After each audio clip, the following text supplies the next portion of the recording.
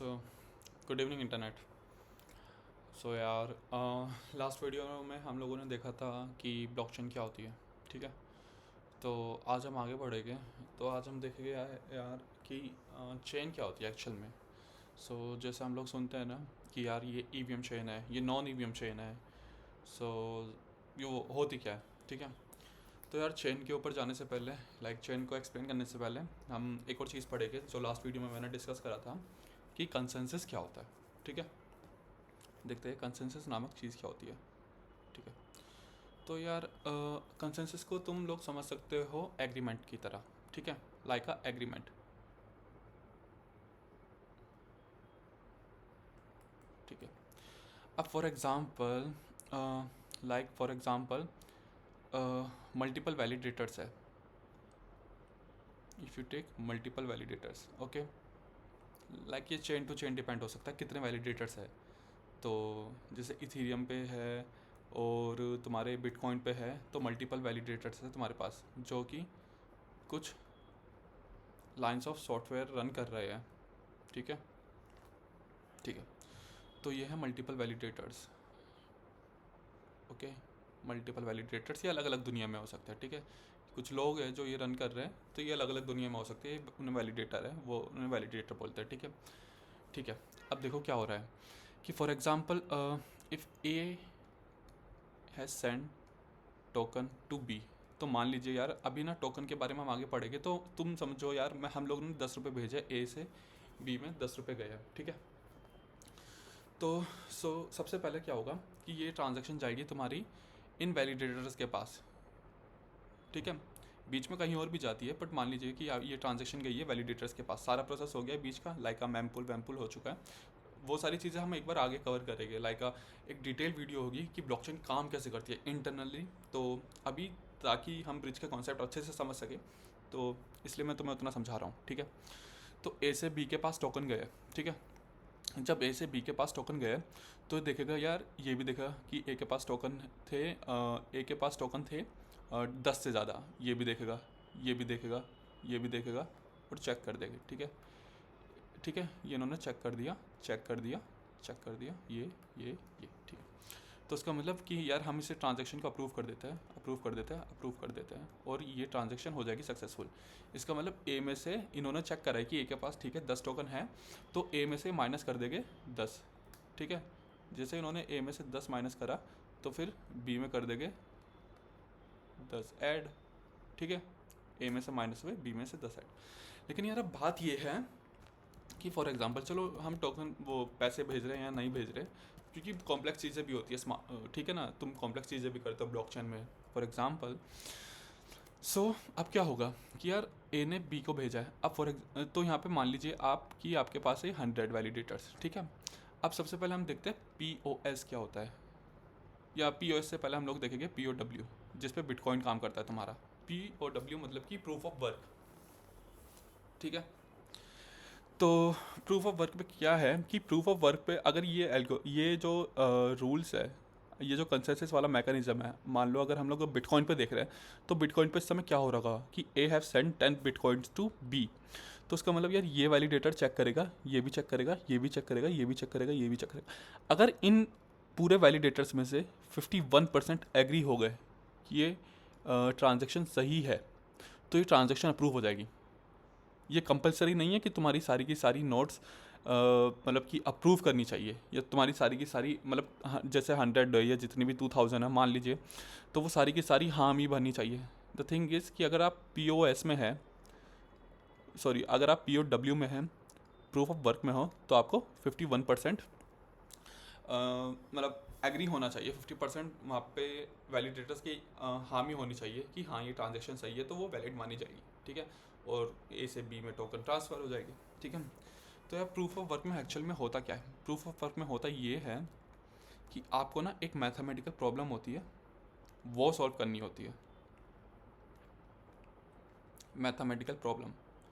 और mathematical problem क्या होती है कि यार वो थोड़ा सा उसमें जाएंगे, नहीं तो वीडियो लंबी हो जाएगी, वो उसमें थोड़ा आगे जाएंगे हम लोग, ये अच्छे से एक्सप्लेन करेंगे कि प्रूफ ऑफ वर्क क्या होता है या प्रूफ ऑफ स्टेक। ठीक है, मैथमेटिकल प्रॉब्लम सॉल्व करनी होती है। अभी तो तुम ये देखो तो यार मैथमेटिकल प्रॉब्लम जल्दी सॉल्व कर ली, तो फिर एक ब्लॉक ऐड हो जाता है आगे, आगे वाले ब्लॉक पीछे वाले ब्लॉक के साथ एक नेक्स्ट ब्लॉक ऐड हो जाता है और उसको रिवॉर्ड मिल जाता है, ठीक है।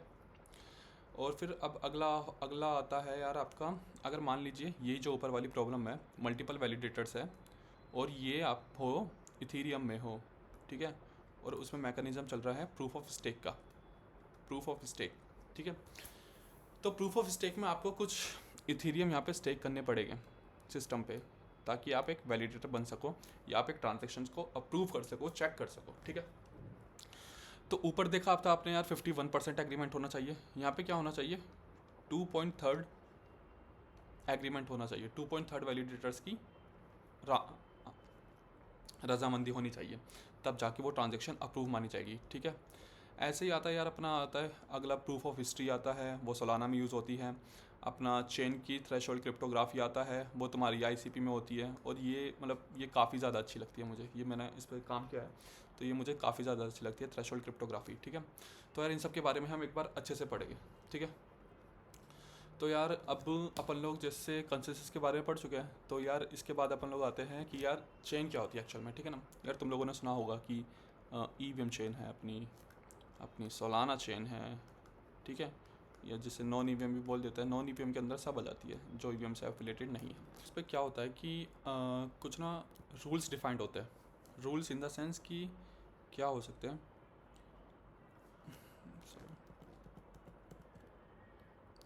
रूल्स क्या हो सकते हैं कि ट्रांजैक्शन कैसी बननी चाहिए, ठीक है, कि लाइक ट्रांजैक्शन में तुम्हारा फ्रॉम एड्रेस है कि नहीं है, टू एड्रेस है कि नहीं है, अमाउंट है कि नहीं है, या एक्स वाई जेड चीज़ें, ठीक है। या फिर तुम्हारा हो सकता है कि स्मार्ट कॉन्ट्रैक्ट में क्या क्या होना चाहिए इन्फॉर्मेशन, मतलब स्मार्ट कॉन्ट्रैक्ट के अंदर कुछ रूल्स होने चाहिए कि लाइक तुम्हारे स्मार्ट कॉन्ट्रैक्ट कुछ रूल्स फॉलो करने चाहिए, ठीक है। ये सारी चीज़ें इसके अंदर डिफाइन होती है। या फिर तुम्हारा हो सकता है कि अगर कोई अकाउंट है तो उसका लाइक का बैलेंस होना चाहिए, ठीक है, नॉन्स होना चाहिए।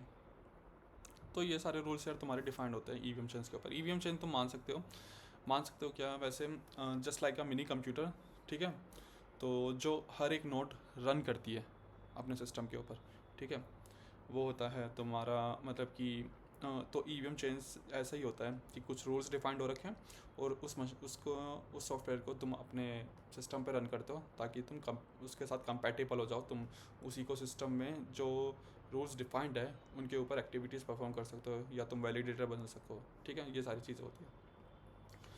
तो यार अपन अपन जैसे ईवीएम के लिए हम लिखते हैं कॉन्ट्रैक्ट सॉलिडिटी में, ठीक है। तो यार सॉलिडिटी का जब हम कोड लिखते हैं ना, तो यार अपने पास क्या होता है कि सॉलिडिटी कंपाइलर है, सॉलिडिटी कंपाइलर, इसका काम क्या होता है, ये करता है आपके सॉलिडिटी को बाइट कोड में कन्वर्ट, ठीक है। और ये जो बाइट कोड है ना, ये जो बाइट कोड है तो ईवीएम करती है इसको execute, EVM execute this byte code.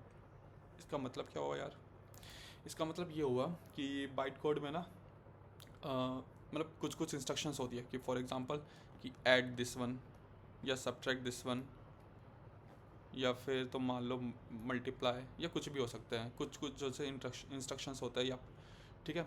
तो ये सारे जो इंस्ट्रक्शन होते हैं ये सारे के सारे जब तुम ईवीएम के ऊपर तुम्हारा कोड आता है ना, मतलब ईवीएम के ऊपर जो क्योंकि जब तुम अपना स्मार्ट कॉन्ट्रैक्ट लिख लेते हो तो उसका बाइट कोड तुम्हारे चेन ऑन चेन लाइक मतलब ऑन चेन मतलब कि मतलब ब्लॉकचेन के ऊपर स्टोर हो जाता है बाइट कोड, ठीक है।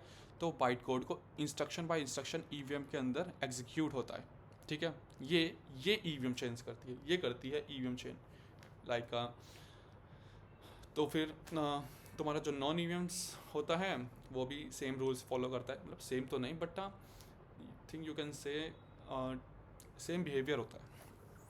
तो और क्या बिहेवियर होता है, क्या डिफरेंट बिहेवियर हो सकता है, ये सारी चीज़ें देखेंगे।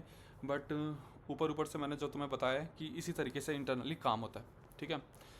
अगला यार अपन देखते हैं कि टोकन क्या होता है यार। अब तुम जब किसी इकोसिस्टम के अंदर आ जाते हो तो यार अब फॉर एग्जांपल तुम इथेरियम के अंदर हो, ईवीएम के ईवीएम या इथेरियम मान लो, ठीक है, इथेरियम इकोसिस्टम के अंदर हो, तो तुम्हारा टोकन होगा, टोकन इन द सेंस कि जब तक तुम उस इकोसिस्टम में हो ना, जब तक तुम इस इकोसिस्टम में हो इथेरियम के, तो इस इकोसिस्टम में तुम्हें इथेरियम का टोकन यूज़ करना पड़ेगा ताकि तुम ट्रेड कर सको इस चेन के ऊपर, ठीक है। या फिर तुम सोलाना है, या मतलब ज़रूरी नहीं है कि इथेरियम से कर सको, कि तुम्हें यूएसडीसी से या फिर यूएसडीटी, जो टोकन इसको सपोर्ट करते हैं, ठीक है, उन सब से तुम एक्टिविटी परफॉर्म कर सकते हो। अब मान लो यार क्या होता है कि तुम्हें पता है कि वैसे टोकन ना, मतलब सबसे पहले क्या होता है टोकन्स की, जैसे हमारे देश में, इंडिया में, तुम रुपीज़ से कर सकते हो सारी चीज़ें, ट्रेड कर सकते हो कि जस्ट, ठीक है, कि हमने 10 रुपये दिए, किसी को 20 रुपये दिए, तो वो जस्ट लाइक अ टोकन, तुम उससे कंपेयर कर सकते हो, टोकन वो है। और हमारा देश, मतलब ऐसा मान लो कि ये ब्लॉकचेन है, ठीक है। अब तुम जब एक उससे जाते हो दूसरे देश में, तब तुम करेंसी एक्सचेंज करते हो, ठीक है। वो काम करता है ब्रिज, जैसे कि करते हैं करेंसी चेंज वाले जो ऑफिसेज होते हैं ना, कि आप करेंसी चेंज कर सकते हो यहाँ से, वो ब्रिज काम करते हैं, ठीक है। तो जब तक आप एक इकोसिस्टम के अंदर हो ना, तो आपको उसी टोकन के साथ एक्टिविटी परफॉर्म करनी पड़ेगी, ठीक है। तो यार अब टोकन, यार ये तो टोकन होता है, ठीक है। अब टोकन के भी कुछ टाइप्स होते हैं, जैसे कि ERC20 टोकन हो गए, या तुम्हारे हो गए ERC721, जैसे तुम NFT भी बोलते हो, और ERC22 को तुम बोलते हो FT, ठीक है। ये FT और NFT क्या होता है यार? अब FT और NFT मान लीजिए आप होते हैं, FT और NFT का, चलो हम तुम्हें एक एग्जांपल देते हैं, फंजिबल टोकन, ठीक है। FT को वैसे बोलते हैं फंजिबल टोकन, या फिर NFTs को बोलते हैं आप नॉन फंजिबल टोकन। NFT तो शायद बहुत लोगों ने सुना होगा, क्योंकि बहुत, मतलब इसका बहुत वो हुआ था कि NFTs मिल रही है, ठीक है। तो यार फंजिबल टोकन क्या होते हैं, ठीक है यार? अब जैसे तुम देखो कि 1 रुपये और मतलब रमेश के पास 1 रुपये और सुरेश के पास 1 रुपये, तो ये 1 रुपये दोनों एक्सचेंज कर सकते हैं, क्योंकि दोनों की वैल्यू सेम है इस इको सिस्टम के अंदर, ठीक है। तो तुम दोनों को एक्सचेंज कर सकते हो, दोनों, मतलब कि मैंने सुरेश को दे दिया 1 रुपया और उसने मुझे दे दिया 1 रुपया, तो ऐसा कुछ नहीं है कि मैंने से 1 रुपया दिया है तो फिर ये मेरे को 2 रुपये देगा, ऐसा कुछ भी नहीं है, ठीक है। लेकिन अब नॉन फंजिबल टोकन्स में क्या होता है? नॉन फंजिबल टोकन्स में ऐसा कुछ नहीं हो सकता। क्यों नहीं हो सकता यार? अब फॉर एग्जांपल कोई पेंटिंग है मोनालिसा की, ठीक है, या कोई बड़ा MF हुसैन की पेंटिंग है, तो उनकी कोई पेंटिंग है, अब ये थोड़ा है कि तुम उस पेंटिंग के लिए कोई दूसरी पेंटिंग एक्सचेंज कर दो, ऐसा नहीं हो सकता ना। मोनालिसा की एक वैल्यू है, ठीक है, तुम्हें वो वैल्यू चुकानी पड़ेगी, तब जाके वो तुम्हें पेंटिंग मिलेगी, ठीक है। तो ऐसा है नहीं है कि यार तुम्हें मोनालिसा का पेंटिंग मिली और तुमने खुद अपने हाथों से पेंटिंग बनाई, दोनों एक्सचेंज हो सकती है, ठीक है। एक वैल्यू डिसाइड होती है उनकी, ठीक है। तो हर NFTs की अलग अलग वैल्यू होती है, इसलिए तुमने देखा होगा कि ये NFT मिल रही है 20,000 रुपये की, ठीक है। गेम्स में देखा होगा तुमने ये 50,000 रुपये की। अब ये तो नहीं है कि भाई इस NFT की कीमत 20,000 है, इसकी 50,000 है, तो ये दोनों एक्सचेंजेबल है, नहीं, अलग अलग रेट है इनका, इसकी एक वैल्यू है, इसकी एक वैल्यू है, ठीक है। तो यार अब अपना जैसे देखते हैं स्मार्ट कॉन्ट्रैक्ट क्या होता है, ठीक है। यार स्मार्ट कॉन्ट्रैक्ट, तुम जैसे EVM चेंज हो गई, तो अब हम जैसे EVM चेन का एग्जांपल लेकर चलते हैं, तो EVM चेंज के ऊपर कुछ कोड होता है। अब वो कोड में क्या हो सकता है? कोड में कुछ भी हो सकता है, ऐड कर दो, मल्टीप्लाई, या तुम इधर से उधर पैसे ट्रांसफ़र कर रहे हो, लाइक अ ट्रांसफ़र, ठीक है। तो जब तुम ट्रांसफ़र कर रहे हो, तो स्मार्ट कॉन्ट्रैक्ट में ये सारी चीज़ें तुम इंक्लूड कर सकते हो, या ये भी इंक्लूड कर सकते हो, या जो तुम्हारी मर्जी है तुम वो इंक्लूड कर लो, जस्ट हेलो वर्ड का प्रोग्राम लिख लो या कुछ भी लिख दो, ठीक है। बट द थिंग इज़, जब ये चीज़ तुम्हारे EVM मशीन के ऊपर आ जाती है, तो ये कोड ना ऑटोमेटिकली एग्जीक्यूटेबल हो जाता है, ठीक है। अब मान लो यार तुम्हारे पास ऐड फंक्शन है, तो ऐड फंक्शन में दो पैरामीटर्स लिए हमने, X और Y, तो ये तो चलेगा।